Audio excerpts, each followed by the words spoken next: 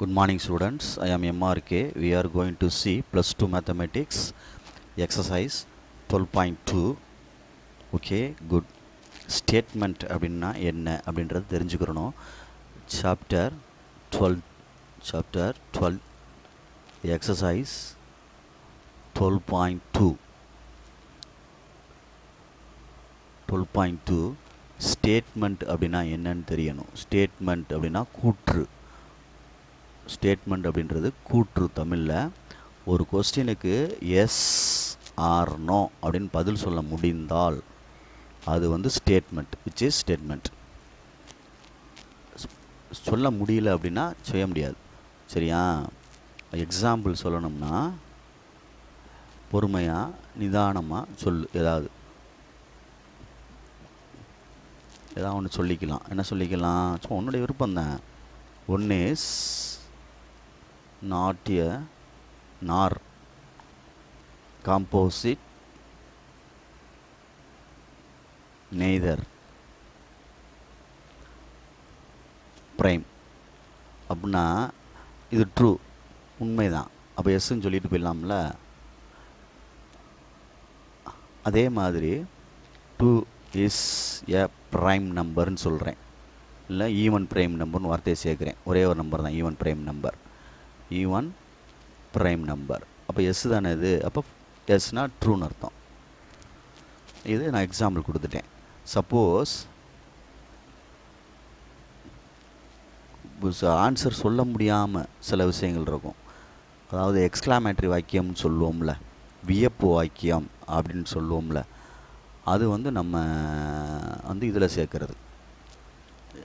தாஜ்மஹால் என்ன அழகு, what a beautiful Taj Mahal அப்படின்னு சொல்லலாமா? சொன்னோம்னா அது என்ன எஸ்ஸு நோ அப்படின்னு நான் சொல்லிகிட்டே இருக்க முடியும். சிலருக்கு பிடிக்கலாம், சிலருக்கு பிடிக்காமல் இருக்கலாம். ஓகேங்களா? அப்போ நம்ம வந்து எக்ஸ்க்ளாமேட்டரி வாக்கியத்தை வந்து நாம் சொல்கிறது கொஞ்சம் கஷ்டம். தெரியுதா? ஏன்னா அந்த எக்ஸாம்பிள் கொடுக்குறேன், அதுக்கு ஸ்டேட்மெண்ட் இல்லாததுக்கு சொல்கிறேன். ஹவு tall this mountain அப்படின்னு கொடுத்துருக்கேன். இஸ் அப்படின்னு சொல்லி எக்ஸ்க்ளாமேட்டரி வாக்கியம், ஆச்சரிய வாக்கியம். சரியா சொல்கிறது? ப்ரப்போசிஷன் அப்படின்னு சொல்லுவோம்ல, ப்ரப்போசிஷன் அப்படின்னு சொல்கிறது தான். அப்படி நான் வச்சுக்க, அதுக்கு தான் நம்ம ஆன்சர் பண்ண முடியும். சரியா சொல்கிறது? ப்ரப்போசிஷனுக்கு தான் ஆன்சர் பண்ண முடியும். இது வந்து ப்ரப்போசிஷன் கிடையாது, எக்ஸ்க்ளாமேட்டரி வாக்கியம். சரியா? அதனால் இட் இஸ் எக்ஸ்க்ளாமேட்டரி வாக்கியம், வேப்பு வாக்கியம் அப்படின்றது. அப்போ இது வந்து ஸ்டேட்மெண்ட் கிடையாது. சரியா? இது வந்து என்ன கிடையாது? ஸ்டேட்மெண்ட் கிடையாது, நாட் அ ஸ்டேட்மெண்ட் அப்படின்னு அர்த்தம். அதுக்கு தான் உனக்கு சொல்கிறது. நாட் ப்ரப்போசிஷன் அப்படின்னா ஸ்டேட்மெண்ட் கிடையாது இது. சரியா? ஸ்டேட்மெண்ட் கிடையாது, not a statement, not a statement. அதனால் பார்த்துக்கோ. ப்ரிப்போசிஷன் அப்படின்னு சொன்னால் தான், ப்ரப்போசிஷன் அப்படின்னு சொன்னால் தான் நம்ம அதை வந்து ஸ்டேட்மெண்ட்டுன்னு கருத முடியும். தமிழில் கூற்று, எஸ் ஆர் நோ அப்படின்னு கொஸ்டின் சொன்னால் தான் ஆன்சர் பண்ணுற மாதிரி இருக்கணும். சரிங்களா? Right, good. இப்போ நம்ம அதை வச்சு கணக்கு பார்க்குறது தான், அதுக்கப்புறம் ட்ரூத் டேபிளை பார்க்குறது தான் 12.2. Okay, good. நெக்ஸ்ட்டு மூவ் பண்ணுறேன் கணக்கை. 12.2ல் ஃபஸ்ட்டு சம் என்ன கொடுத்துருக்கு, என்ன கேட்டிருக்கு அப்படின்ட்டு பாரு. லெட் பி அப்படின்னு கொடுத்துட்டு, லெட் பி ஒரு ஸ்டேட்மெண்ட்டுக்கு பின்னு டினோட் பண்ணியிருக்கான். அந்த ஸ்டேட்மெண்ட் வந்து ஜூபிட்டர் இஸ் எ பிளானட் அப்படின்னு சொல்லியிருக்கான். அண்டு இன்னொரு ஸ்டேட்மெண்ட் கொடுத்துருக்கான், கியூ அப்படின்னு பேர் கொடுத்துருக்கான். இந்தியா இஸ் an ஐலாண்ட் அப்படின்னு கொடுத்துருக்கான். ஐலாண்ட் அப்படின்னு கொடுத்துருக்கான். இந்த ரெண்டு ஸ்டேட்மெண்ட்டு கொடுத்துருக்கு கொஸ்டினில். கொடுத்துட்டு கேட்டது ஃபஸ்ட் ஒன், நாட் பி அப்படின்னு கேட்டிருக்கான். நெகேஷன் பின்னு சொல்லலாம், அல்லது நாட் பின்னு சொல்லலாம், இப்படியும் எழுதலாம். சரியா? ஏதாவது ஒன்று நாற்று வச்சுக்க, எனி ஒன். நம்ம ரெண்டையும் சொல்லிடுறாரு, 7 மாதிரி போட்டு நினச்சிடாத, நாட் பி அப்படின்னு வாசிக்கணும். அதாவது மறுப்பு, ஆப்போசிட் அப்படின்னு சொல்லணும். ஜூபிட்டர் இஸ் எ பிளானட்னு சொல்லியிருக்கனால நான் நாட் எ பிளானட்னு சொல்ல போகிறேன். இதுக்கு ஆன்சர் வந்து Jupiter is not a planet அப்படின்னு முடிச்சுக்கிறணும். எதிர்த்து சொல்கிறது, ஆப்போசிட்டில் சொல்கிறது, எஸ்னா நோ அப்படின்னு சொல்கிற மாதிரி மறுத்து சொல்கிறது. Second one, P and not Q. P and not Q. அண்டுனா இணைப்பு சொல். Jupiter is a planet and India is not an island அப்படின்னு எழுதணும். புரியுதா சொல்கிறது? எழுதையில் கவனமாக எழுது. ஜூபிட்டர் இஸ் எ பிளானட் தான் அவன் சொன்னபடி. அண்டு இணைப்பு சொல். India is not an island. நாட்டுன்னு எழுதணும் இந்த இடத்துல, ஏன்னா நாட் பி அப்படின்றனால தான் நாட்னு எழுதியிருக்கேன். நாட் கியூ, சாரி, நாட் கியூன்றனால அந்த சென்டென்ஸ் சேர்த்துருக்கேன். பொறுமையா. தேர்டு ஒன்றை பாரு. Not P or Q. Not P or Q. புரிஞ்சுக்கோ. நாட் பி ஆர் கியூ அப்படின்னா ஜூபிட்டர் வந்து பிளானட் இல்லை, Jupiter is not a planet அப்படின்னு எழுதிடலாம். Or island, India is an island அப்படின்னு எழுதணும். ஆர் சேர்க்கணும். அந்த இடத்துல என்ன சேர்க்கணும்? ஆர் சேர்க்கணும். நான் இருக்குல்ல, இது அண்டு, இந்த சிம்பல், இது ஆர், இது இஃப். தெரியுதா சொல்கிறது? அது மாதிரி இது ஃபஸ்ட்டில் ஒன்று வந்து நாட். இது மாதிரி சிம்பிள்லாம் தெரிஞ்சால் தான் இந்த சென்டென்ஸ் எழுத முடியும். ரைட். அப்போ நான் எழுதுகிறேன், Jupiter is not a planet.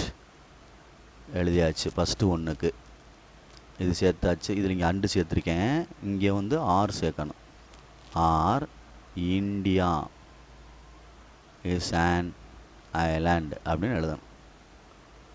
Right. Third one. Next fourth one. P implies not Q.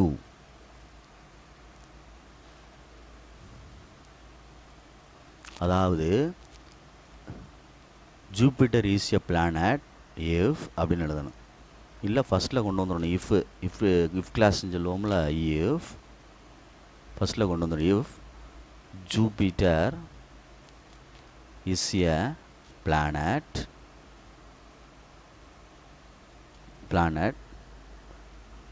then India is not an island. if then சேர்க்கணும். if then சேர்க்கணும். மறந்துடாத. சேர்த்ததுக்குள்ள அண்டர்லைன் பண்ணியிருக்கேன். Fifth one. டபுள் இம்ப்ளைஸ் இருக்குடா. Implies to implies ரெண்டுமே if only if அப்படின்னு சொல்லுவாங்க. If only if, implies to implies, இல்லது டபுள் எஃப் போட்டு இப்படி போடுவாங்க. இஃப் ஒன்லி இஃப் அப்படின்னு சொல்கிறது. Jupiter is a planet. Jupiter is a planet தான். இஃப் ஒன்லி இஃப் அப்படி எழுதுறது ஐஎஃப்எஃப்ன்றது if only if India is a island. புரியுதான்னு பாரு. அவ்வளோதான். அப்போ இந்த கொடுக்கறதுக்கு நம்ம ஸ்டேட்மெண்ட்டை அந்த மாதிரி ஜாயின் பண்ணி எழுதணும் அந்த சிம்பிளை பொறுத்து. புரியுதா? இந்த சைடில் உள்ளதான் இம்பார்ட்டன்ட். ரிலாக்ஸாக பார்த்துக்கோ. Good. Next second question. Right each of the following sentences is symbolic form. First கொஸ்டினில் வந்து ஸ்டேட்மெண்ட்டு கொடுத்து சிம்பாலிக் ஃபார்மில் எழுதணும். இப்போ செகண்ட் கொஸ்டின் வந்து ஸ்டேட்மெண்ட்டில் கொடுத்து right following sentence is symbolic ஃபார்மில் எழுத சொல்கிறான். அவன் சிம்பாலிக் ஃபார்மில் கொடுத்து நம்ம ஸ்டேட்மெண்ட்டில் எழுதணும் ஃபஸ்ட்டு ஒன்று. இப்போ சிம்பாலிக்கில் எழுதணும். நாட்டா வண்டா ஆரா அப்படின்ற மாதிரி எழுதணும் பொறுத்து, அதில் கொஸ்டினை பொறுத்து. அப்போ ஃபஸ்ட்டு கொஸ்டின் வந்து என்ன சொல்லியிருக்காங்க அப்படின்ட்டு பாரு. புக்கை வச்சு ரீட் பண்ணு. 19 is not a prime number. அப்போ பீன்றதை வந்து ஒரு ஸ்டேட்மெண்ட்டாக எடுத்துக்கிறோம். பீன்றதை வந்து ஒரு ஸ்டேட்மெண்ட்டாக எடுத்துக்கிறோம். 19 இஸ் எ ப்ரைம் நம்பர்னு எடுத்துக்கிறோம். ஏன்னா அப்படின்னா தான் நம்ம கொண்டு எழுத முடியும். ப்ரைம் நம்பர் அப்படின்னு எடுத்துக்கிறோம். அதே மாதிரி க்யூக்கு எடுத்துக்கிறோம். க்யூக்கு ஒன்று எடுத்துக்கிறோம். ஆல் த ஆங்கிள்ஸ் எல்லா கோணமும் of a triangles are equal அப்படின்னு எடுத்துக்கிறேன். இதுக்கப்புறம் கொஸ்டினை கொண்டு வருவோம். ஒன்று அது என்னென்னு சொல்லிட்டு. கொஸ்டின் என்ன கொடுத்துருக்கு? 19 இஸ் நாட் ப்ரைம் நம்பர் அப்படின்னா நாட் பி அப்படின்னு அர்த்தம். நாட்னு வார்த்தை வந்தனால not P. Okay. Number and அப்படின்னு இணைப்பு சொல் வந்திருக்கு. அண்டு அப்படின்னா இப்படி போடணும். And all the triangles are equal and Q. அவ்வளோதான். செகண்ட் ஒன் பார்த்துக்கோ. இதுதான் symbolic form. 19 is prime number. அப்போ பி தான். Or simple or. All the angles of triangles are not equal அப்படின்னு கொடுத்துருக்கு. அப்போ not Q. Right. Next third one. 19 is prime number. அப்போ P தான். 19 இஸ் ப்ரைம் நம்பர். பி தான். And all the angles of triangles are equal. அப்போ அதுவும் ஒன்று தான். அண்டு தானே கொடுத்துருக்கு. அண்டுன்றனால அண்டு போட்டுட்டு Q. Right. Fourth one. 19 is not prime number. Not P அப்படின்னு அர்த்தம். புரியுதான்னு பாரு. ஆன்சரை வெரிஃபை பண்ணிக்கோ. கரெக்டாக ரைட்டாக தப்பான்னு பார்த்து உங்களுடைய திறமையை பொறுத்து தான் எல்லாமே. Very good. Answer correct. இதுதான்டா ஆன்சர் தம்பி. புரியுதா? இதுதான் நம்ம வந்து எடுத்துக்கிட்ட ஸ்டேட்மெண்ட். இதை எடுத்துக்கிட்டு தான் இதை கொண்டு வரணும். அவங்க வந்து ஸ்டேட்மெண்ட்டில் கொடுத்துருக்கான். நான் சிம்பாலிக் மாற்றிருக்கேன். Good. Next third question. Determine the truth value of each of the following statements. சரிங்களா? அதில் ஸ்டேட்மெண்ட் கொடுத்துருக்கு ரெண்டு. நம்ம அதை வந்து சிம்பாலிக் ஃபார்மில் மாற்றி கன்க்ளூஷன் கொடுக்கணும். அப்படின்னா நான் டேபிள் கிரியேட் பண்ணிக்கிறேன். 1 2 3 4 இருக்குது. 4 இருக்குது. எப்படி போடுறது?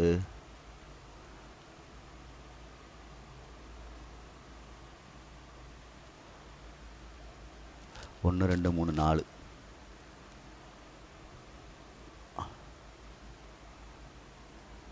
வாடா. ரைட்ரா.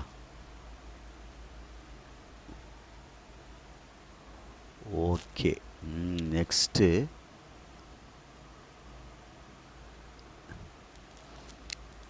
இப்போ வந்து தேர்ட் கொஸ்டினில் டிட்டர்மைன் அப்படின்னு கொடுத்து ட்ரூத் வேல்யூ கேட்டிருக்கு. ட்ரூத் வேல்யூல அந்த மெய் அட்டவணைக்கு உள்ளதான் டிஎஃப் அப்படின்றத ஆன்சரை காட்டணும்.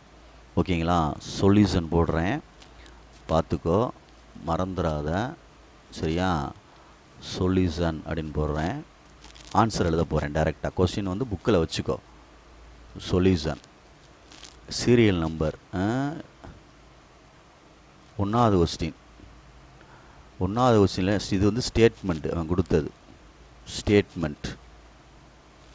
சரிங்களா? இது வந்து சிம்பாலிக் ஃபார்ம். நாட்டு இம்ப்ளைஸு அந்த மாதிரி எழுதுவோம்ல, அந்த ஃபார்ம் சிம்பாலிக் ஃபார்ம். கன்க்ளூஷன் கொடுக்கறது, தீர்வு. இதனால் இது வந்து ட்ரூ ஆர் ஃபால்ஸ் அப்படின்னு சொல்கிறது. இஃப் 6 + 2 = 5ன்னு சொல்லியிருக்கு.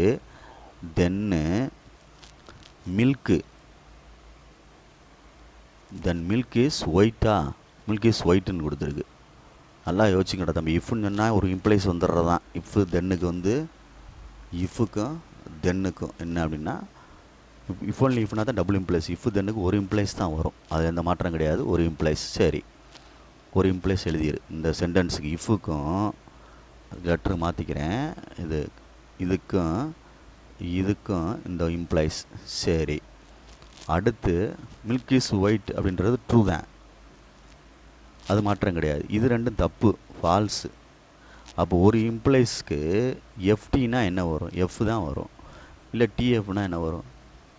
அதை யோசிச்சுக்கிட்டு நிதானமாக எழுதிக்கோ. யோசிச்சுட்டு நிதானமாக எழுதிக்கோ.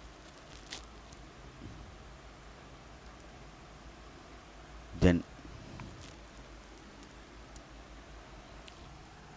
டிஎஃப்னா எஃப் தானே வரும். எஃப்எஃப்னா எப்படி வரும்?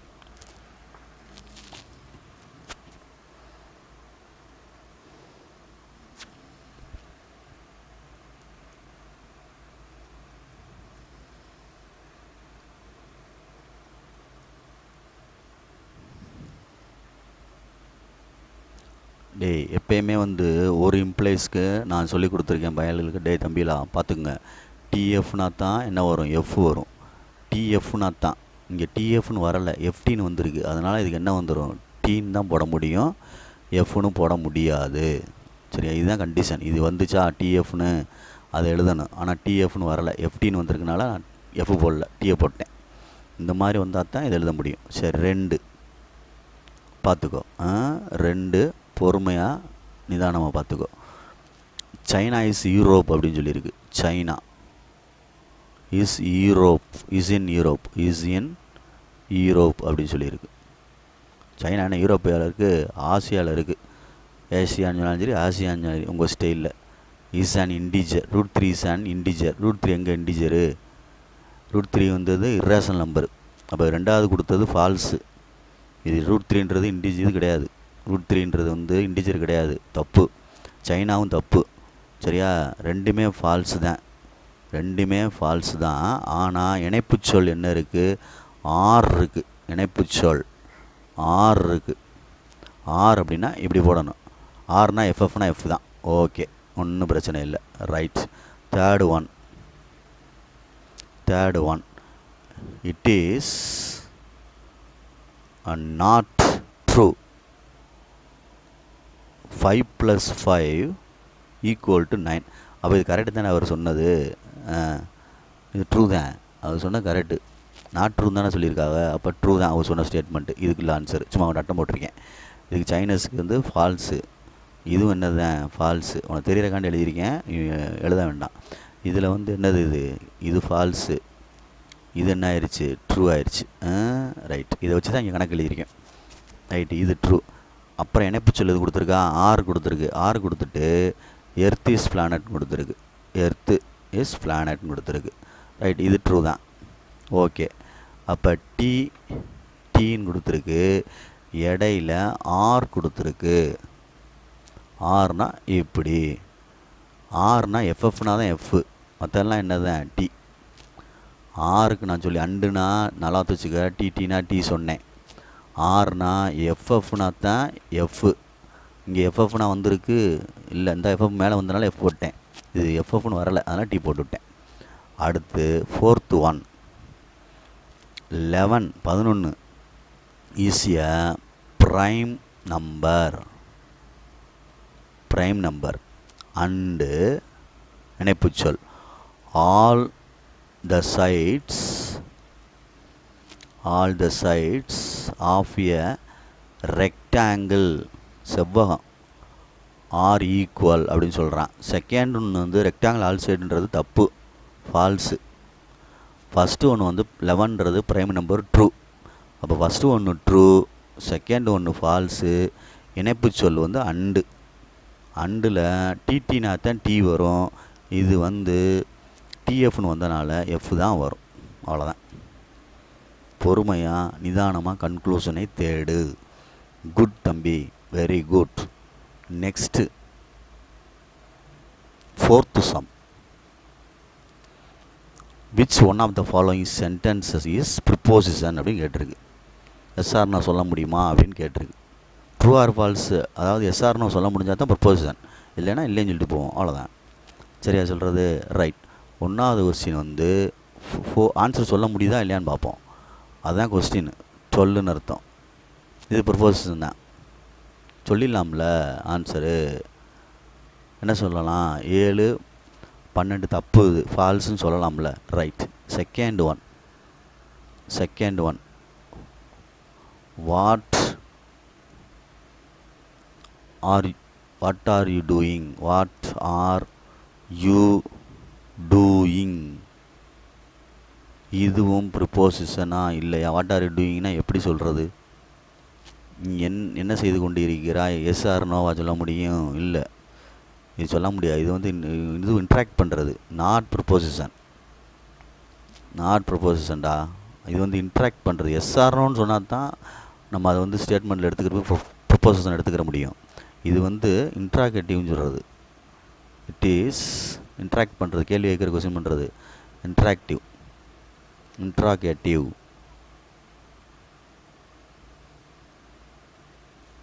இன்ட்ராகேட்டிவ். சரி, third one. Third one, what is given? Third one, 3 power n less or equal to 81. n belongs to capital N அப்படின்றது. ஈக்குவலாகன்றா ஒன்றும் ப்ரொப்போ கரெக்டு தான். எஸ்ஆர்னோ சொல்லலாம், ட்ரூ ஆர் ஃபால்ஸு சொல்லலாம்ல. அதை பார்த்துக்குங்க. ரைட். 3 பவர் 4னா என்ன வரும்? 3 3 9 3 27 81 ஈக்குவல் ஆயிரும்ல. என் பிலாங்ஸ் இசட் தானே, சாரி என்னு தானே. Fourth one, peacock is our national bird. Peacock,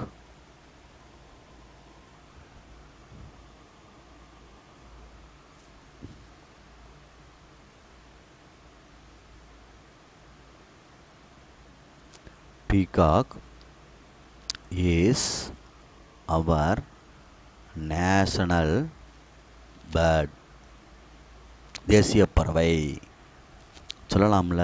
S R no, தேசிய பறவை தான் ப்ரொப்போசிஷன்.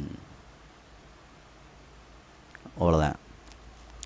அடுத்து எக்ஸ்க்ளாமேட்டரி வாக்கியமோ இன்ட்ராகேட்டிவ் வாக்கியமோ வராது ப்ரொப்போசிஷனில். அப்போ ஹவு, இந்த நான் சொன்ன இங்கே வந்துருச்சு வாரு. How tall this mountain is அப்படின்னு கேட்டிருக்கு, ஆச்சரியக்குறி.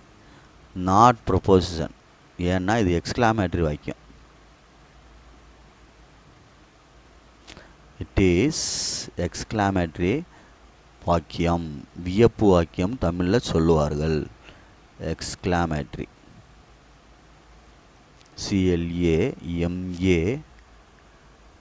CLAMATRORY, எக்ஸ்க்ளாமேட்டரி, எக்ஸ்க்ளாமேட்டரி.